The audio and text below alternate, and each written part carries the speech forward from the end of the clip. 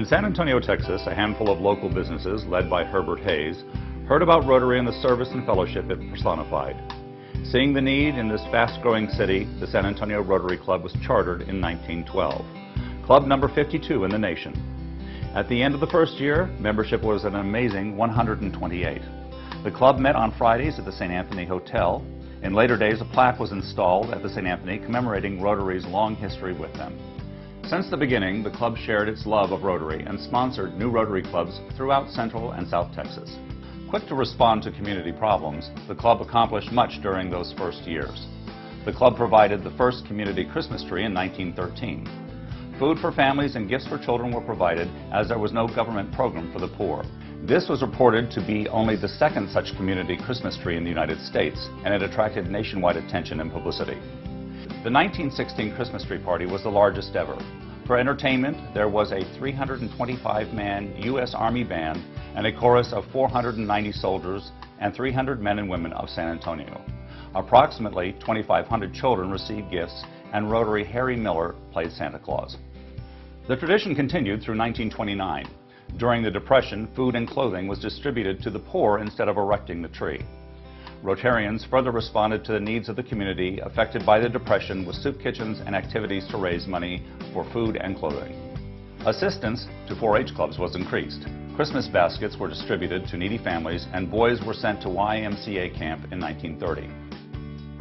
In August 1914, the City Council adopted a proposal by our club to put colored lights on the river from Houston to Market Street. 12 pairs of swans were presented to the city to be placed in the river downtown, and for many years they were an attraction for both locals and tourists. On November 21st, the colored lights were turned on in the river bend, and San Antonians celebrated the completion of the widening of Commerce Street and the building of a new bridge. Rotarians were conspicuous at the event in their white linen dusters and illuminated lapel rotary wheels. Continuing their efforts to improve the city, the club opened the Donkey Trail for children in Breckenridge Park. In 1919, the club gave $500 for re-roofing the Alamo. Despite all the community projects, the club felt it wasn't living up to the Rotary's motto of service above self.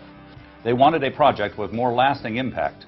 In 1921, the club voted to establish the Student Loan Foundation, and President Andrew McKenzie raised more than $8,500 in the next 15 minutes.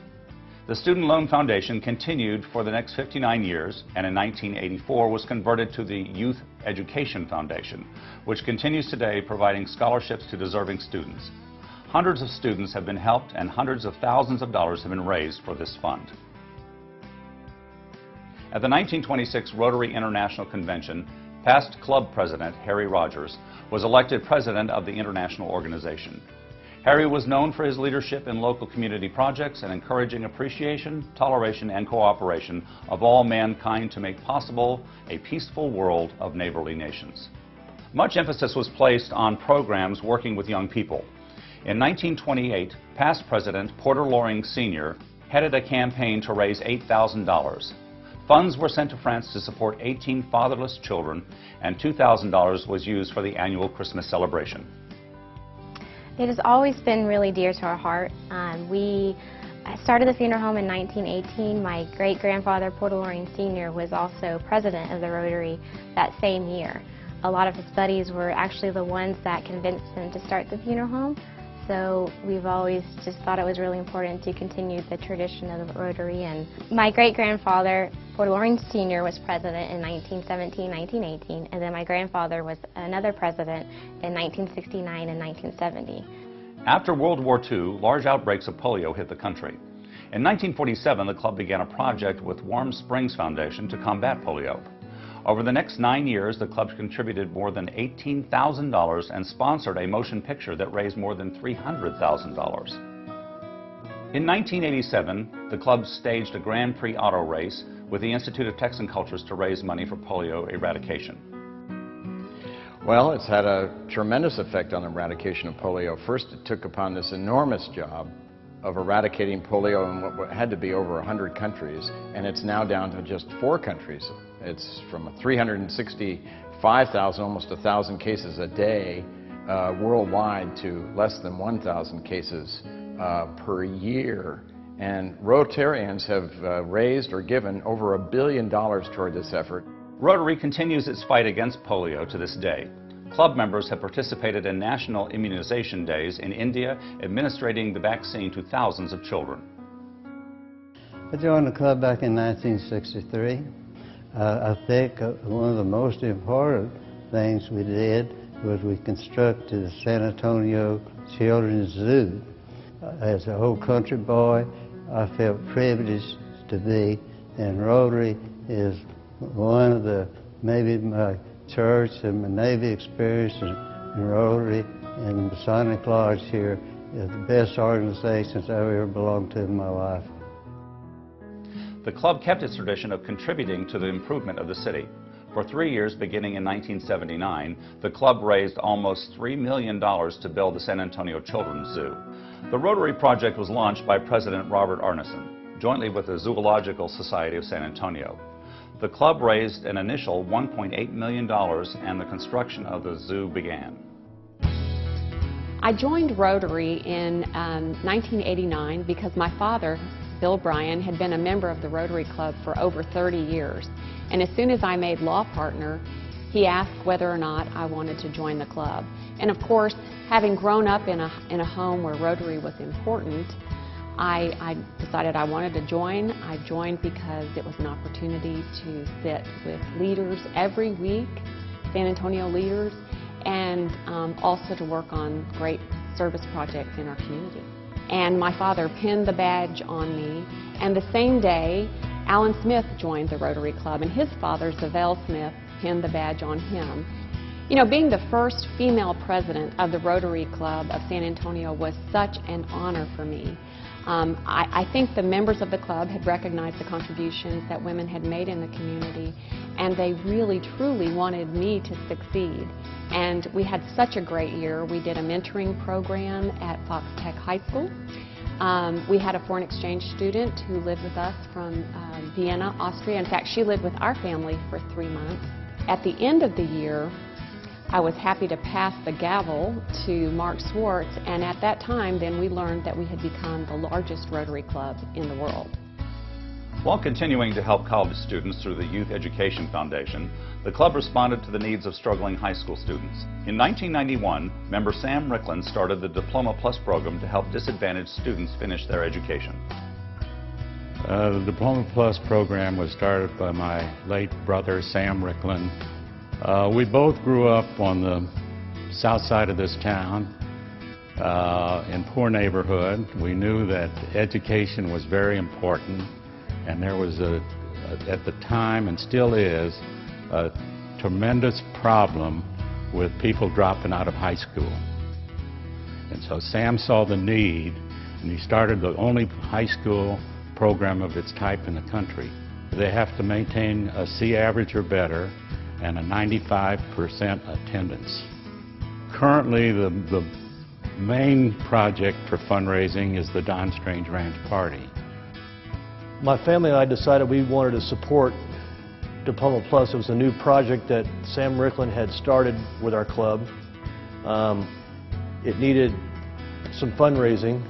I wanted to share our ranch with the club, and also our club needed an opportunity to get together as one group outside of a Wednesday afternoon, so we started coming out to the ranch, and we donated all the proceeds back to Diploma Plus, and it has turned out to be a great program, and we've raised several $100,000 over the years, and it's become an annual event that we thoroughly enjoy doing.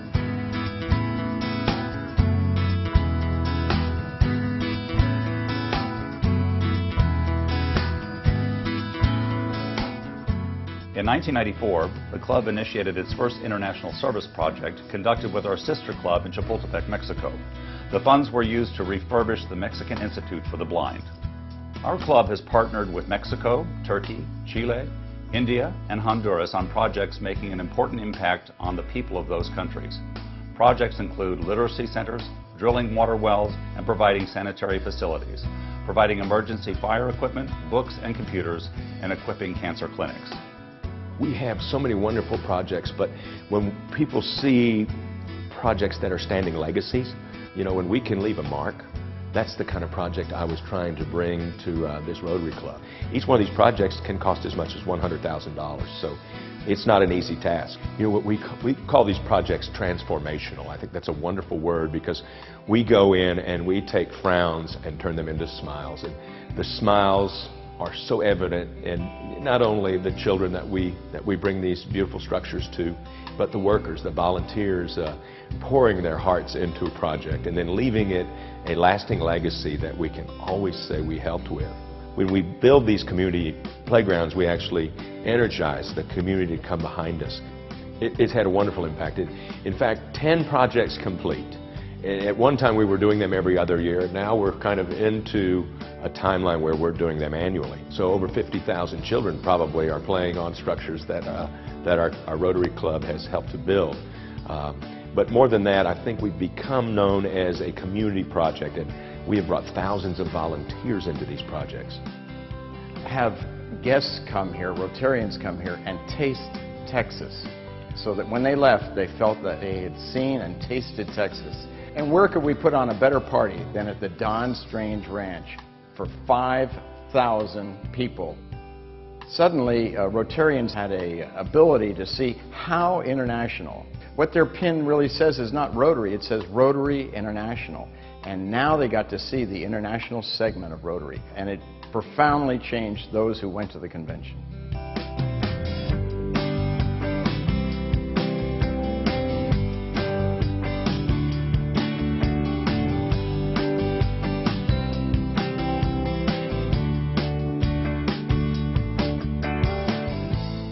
So it started originally in '07 over a cheesesteak with my buddy Chris Williams, and our first class was in '08. And what it was about was trying to find relevance and getting the under 40 age group actively involved in Rotary from the start as an investment in the future. We were finding that retention was difficult, recruitment was difficult, so the thought is, you know, how can we attract that peer group to get involved? And it has a lot to do with being with your friends. And some examples of what we've done, we've been real involved with the Valero Texas Open for years. In fact, we are known from that organization as one of the best volunteer groups for it. We've done a couple events at Boysville. This year, a great idea has been the Rotary Room, where we actually rehab a room at some area schools or organizations. So a ton of service. The club has been celebrating its centennial all year. We sponsored a float in the annual Cavaliers Parade on the famous San Antonio River and created an anniversary Fiesta medal for the annual fiesta held each spring in San Antonio. And our members are proudly wearing Centennial pins.